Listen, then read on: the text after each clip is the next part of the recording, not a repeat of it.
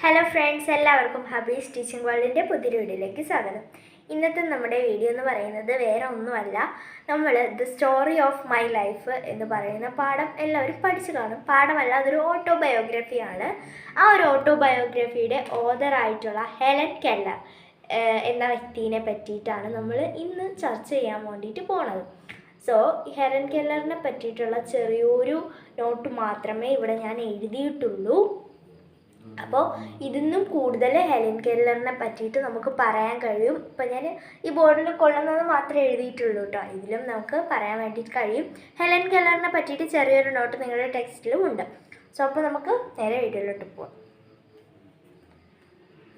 Okay, ഇനി നോക്കുകയാണെങ്കിൽ she was born on 1880 in Alabama, USA. എല്ലാവർക്കും അറിയായിരിക്കും USA ഫുൾ ഫോം എന്ന് പറയുന്നത് എന്താണ്. USA ഫുൾ ഫോം എന്ന് പറയുന്നത് യുണൈറ്റഡ് സ്റ്റേറ്റ്സ് ഓഫ് അമേരിക്ക എന്നതാണ്. യുണൈറ്റഡ് സ്റ്റേറ്റ്സ് ഓഫ് അമേരിക്ക, അമേരിക്കയിലെ USA അലബാമ എന്ന് പറയുന്ന ഒരു സംസ്ഥാനത്താണ് നമ്മളുടെ ഹെലൻ കെല്ലർ എന്നാണ് ജനിച്ചത്. 1880, അതായത് 1880 അലബാമ എന്ന് പറയുന്ന സംസ്ഥാനത്ത് ആര് ജനിച്ചു? ഹെലൻ കെല്ലർ ജനിച്ചു. She lost her sight and hearing 19 months after birth due to an undiagnosed brain disease. ഒരു അറിയപ്പെടാത്ത, അതായത് അറിയാൻ വയ്യാതെ കണ്ടുപിടിക്കപ്പെടാത്ത ഒരു ബ്രെയിൻ, തലച്ചോറിൽ ബാധിക്കപ്പെട്ട ഒരു രോഗവും അവളുടെ 19ാം മാസത്തിൽ അവൾക്ക് പിടിപെട്ടു.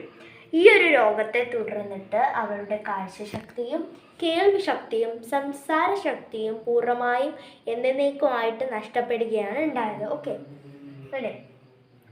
She went on to become the first differently abled person to graduate in America എന്നതാണ് കേട്ടോ ഇവിടെ പറയുന്നത്.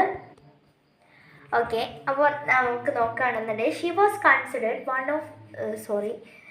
She went on to become the first differently abled person to graduate in America. അമേരിക്കയിലെ ആദ്യമായിട്ട് ഭിന്നശേഷിക്കാർ നിങ്ങൾ കേട്ടിട്ടുണ്ടാവും. കാഴ്ചയും കേൾവിയും സംസാരശേഷിയും ഒന്നുമില്ല, ഒരു എന്താ പറയുക, ഒരു കഴിവുകളുമില്ല. സംസാരിക്കാൻ കഴിയില്ല, കേൾക്കാൻ കഴിയില്ല, കാഴ്ചയും കാണാനും കഴിയില്ല. അങ്ങനെയുള്ള ഒരു കുട്ടി ആദ്യമായിട്ട് അമേരിക്കയിൽ ആദ്യമായിട്ട് ഇങ്ങനെയുള്ളൊരു കുട്ടി ഗ്രാജുവേറ്റ് ആവുകയാണ്. ആ ആളാണ് നമ്മളുടെ ഹെലൻ കെല്ലറാണ് ആദ്യമായിട്ട് ഭിന്നശേഷിക്കാരിയായിട്ടും അവളാണ് ആദ്യമായിട്ട് എന്ത് ചെയ്തത്, അമേരിക്കയിൽ ഗ്രാജുവേറ്റ് ആയത്. ഓക്കെ, ഇനി നിങ്ങൾ നോക്കുകയാണെങ്കിൽ she was considered one of the 100 most influential people in the country. എന്താണ്, ആ ഒരു രാജ്യത്ത് 100 ആളുകളെ എടുത്ത് വെച്ച് നോക്കുകയാണ് എന്നുണ്ടെങ്കിൽ ഹെലൻ കെല്ലറാണ് ഏറ്റവും നല്ല, അതിൽ ഒരാളാണ്. ഹെലൻ കെല്ലറാണ് ഏറ്റവും നല്ല, എല്ലാവർക്കും പ്രചോദനമായിട്ട് നിൽക്കുന്ന ഒരാളാണ് ഹെലൻ കെല്ലർ. നമുക്കാണിപ്പോൾ കാഴ്ചയും കേൾവിയും ഒന്നും ഇല്ലാത്തതെന്ന് വെക്കാം, നമ്മളിങ്ങനെ വളരെ സെഡായിട്ട് നിൽക്കും. പക്ഷേ ഹെലൻ കെല്ലർ അങ്ങനെയല്ല. ഹെലൻ കെല്ലർ അവൾക്കുള്ള കാര്യങ്ങൾ വെച്ചിട്ട് അവൾ വളരെ ഹാപ്പി ആയിട്ടാണ് നിന്നത്. ഓക്കെ, ഇനി അത് പറഞ്ഞു. She was born like all other children.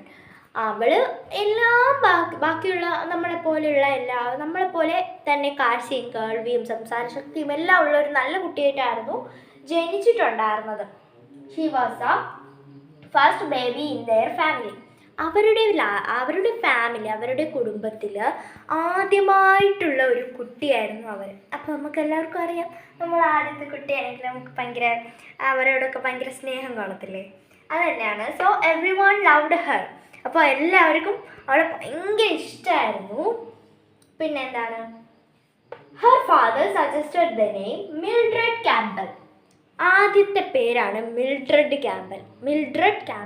ഇത് നിങ്ങൾ നോട്ട് ചെയ്ത് വെച്ചോളാം, ചിലപ്പോൾ പരീക്ഷയ്ക്ക് ചോദിക്കാൻ ചാൻസ് ഉണ്ട്. What was the first name of Helen Keller എന്ന് ചോദിക്കാൻ ചാൻസ് ഉണ്ടെങ്കിൽ Mildred Campbell. Okay, but on the way to church he forgot the name. ഇത് എന്ത് കഥയാണെന്ന് എനിക്ക് അറിഞ്ഞൂടാ. ഈ ഒരു നമ്മൾ ചർച്ചിലോട്ട് പോയിക്കൊണ്ടിരിക്കുന്ന വഴിയിൽ ഈ കുട്ടീനെയൊക്കെ ക്യാരി ചെയ്തുകൊണ്ട് പോകണ ആ ഒരു എക്സൈറ്റ്മെൻറ്റിൽ ഇയാളുടെ അച്ഛൻ ഈ മിൽഡ്രഡ് ക്യാമ്പൽ എന്ന പേരങ്ങ് മറന്നുപോയി. എനിക്കത് ഇപ്പോഴും വിശ്വസിക്കാൻ പറ്റാത്തൊരു കാര്യമാണ്. അതെങ്ങനെയാണ് അത് മറന്നതെന്നൊന്നും എനിക്കറിയില്ല. And the church minister suggested the name Helen Adams. അങ്ങനെ നമ്മുടെ ചർച്ച് മിനിസ്റ്ററാണ് ഹെലൻ ആദംസ് എന്ന പേര് ഈ ഒരു കുട്ടിക്ക് സജസ്റ്റ് ചെയ്തത്. ഓക്കെ, ഇനി ഇതാ നോക്കുക. She was every enthusiastic in her childhood. അവളുടെ ചെറുപ്പകാലത്തിൽ എന്തൂസിയാസ്റ്റിക് എന്ന് വെച്ച് കഴിഞ്ഞാൽ എല്ലാം ഇങ്ങനെ എല്ലാത്തിനോടും വളരെ ആകർഷകമായി എല്ലാം ഇങ്ങനെ എന്താണെന്ന് അറിയാനുള്ളൊരു ആകാംക്ഷ, അങ്ങനെയുള്ളതിനാണ് നമ്മൾ എന്തൂസിയാസ്റ്റിക് എന്ന് പറയുന്നത്. അവളുടെ ആ ഒരു ചൈൽഡ്ഹുഡ് ചെറുപ്പകാലത്തിൽ അവൾക്ക് എല്ലാത്തിനെ പറ്റിയിട്ടും അറിയാനൊക്കെ ഭയങ്കര ഭയങ്കര താല്പര്യമുള്ളൊരു കുട്ടിയായിരുന്നു. ഇപ്പോൾ ഒരു മരം കണ്ടു കഴിഞ്ഞാൽ അതെന്ത് മരമാണ്, അതെങ്ങനത്തെ മരമാണ് എന്നൊക്കെ അറിയാനുള്ളൊരു താല്പര്യം ഉണ്ടാവില്ല. അതാണ്. She imitates everything. എന്താണ്, അവള് എല്ലാ കാര്യങ്ങളും നമ്മളിപ്പോൾ എന്താ പറയുക, വാട്ടർ എന്ന് പറയുകയാണെങ്കിൽ അതേപോലെ ആ ഒരു കുട്ടിയും ഇമിറ്റേറ്റ് ചെയ്ത് നമ്മളെ കണ്ട് നമ്മളോട് ഇങ്ങനെ പറയുമായിരുന്നു അല്ലേ. നമ്മൾ എന്താ പറയുക,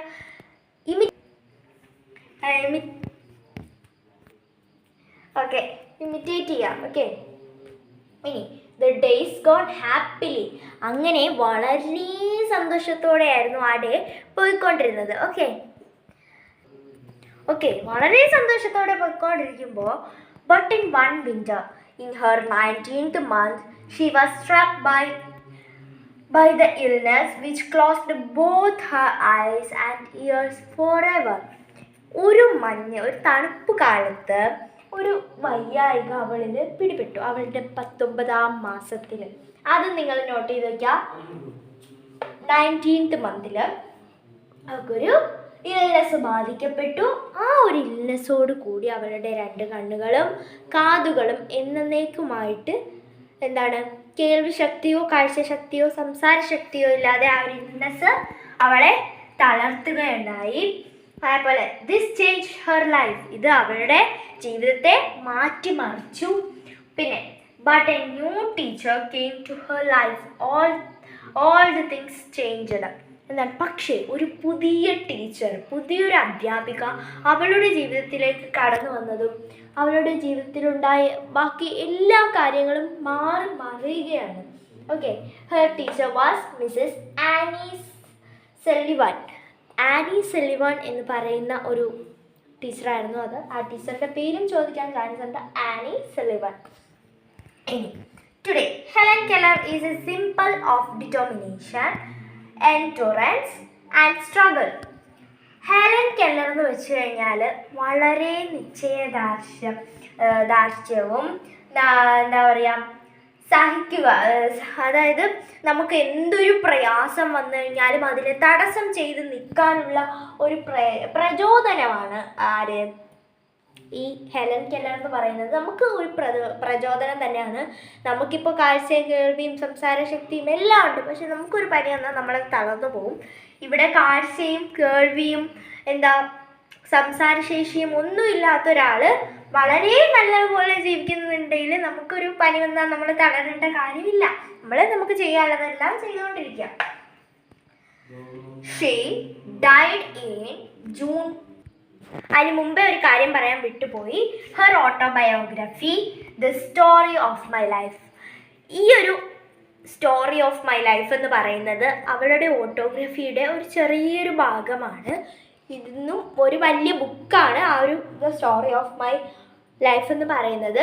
ഇത് ചെറിയൊരു പോർഷനാണ് ഇവിടെ തന്നിട്ടുള്ളത്. ഇനി നോക്കുകയാണെങ്കിൽ പിന്നെ she died in June 1 1968. 1968 June 1 അവൾ മരിക്കുകയുണ്ടായി. ഓക്കെ, ഇനി നമ്മുടെ പരീക്ഷയ്ക്ക് ഹെലൻ കെല്ലറിനെ പറ്റിയിട്ട് പ്രൊഫൈൽ എഴുതാൻ തരും. ചിലപ്പോൾ തരാൻ ചാൻസ് ഉണ്ട്. അങ്ങനെ തരാണെന്നുണ്ടെങ്കിൽ നമുക്ക് പ്രൊഫൈൽ നോക്കാം. Helen Keller. Name Helen Keller. Born on June 27, 1880 in USA. നമ്മളിവിടെ വിശദമായിട്ട് പറഞ്ഞിട്ടുണ്ട് എവിടേക്കാണ്, എന്നാണ്, ഏത് വർഷമാണ് എന്നൊക്കെ നമ്മൾ പറഞ്ഞു. ഇനി മദർ കേറ്റ് ആദംസ് കെല്ലർ. എന്താണ് മദറിൻ്റെ പേര്? കേറ്റ് ആദംസ് കെല്ലർ. ഫാദറിൻ്റെ പേര് അർദർ കെല്ലർ. ഇനി education. First deaf and blind person to earn a bachelor of arts degree. ആദ്യമായിട്ട് ഒരു കാഴ്ചയില്ലാത്ത, കേൾവിയില്ലാത്ത, സംസാരശേഷിയില്ലാത്ത ഒരു വ്യക്തി ആർട്സ് ഡിഗ്രി എടുത്തു. ആർട്സ് ഡിഗ്രിയാണ് അവളുടെ എഡ്യൂക്കേഷൻ എന്ന് പറയുന്നത്. ഡിസബിലിറ്റി, അതായത് ആരോഗ്യ പ്രശ്നങ്ങൾ എന്ന് വേണമെങ്കിൽ നമുക്ക് പറയാം. At the age of 19 months she lost her eyesight, hearing and speech. അവളുടെ 19ാം മാസത്തിൽ അവളുടെ സൈറ്റും ഹിയറിങ്ങും സ്പീച്ചും എല്ലാം ഒക്കെ നഷ്ടപ്പെട്ടു. ഇനി ടീച്ചർ ആനി സല്ലിവൻ എന്നാണ് അവളുടെ ടീച്ചറിൻ്റെ പേര്. ഇനി കോൺട്രിബ്യൂഷൻ.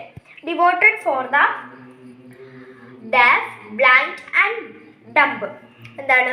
സംസാരശേഷി, കേൾവിശക്തി, ബ്ലൈൻഡ്, കാഴ്ചശക്തി ഒന്നുമില്ലാത്തവർക്ക് വേണ്ടിയാണ് അവൾ ജീവിച്ചത്. ഓക്യുപ്പേഷൻ. ഒരു ഓതറാണ്, ഒരു പൊളിറ്റിക്കൽ ആക്ടിവിസ്റ്റാണ്, അതുപോലെ ഒരു ലെക്ചറാണ്.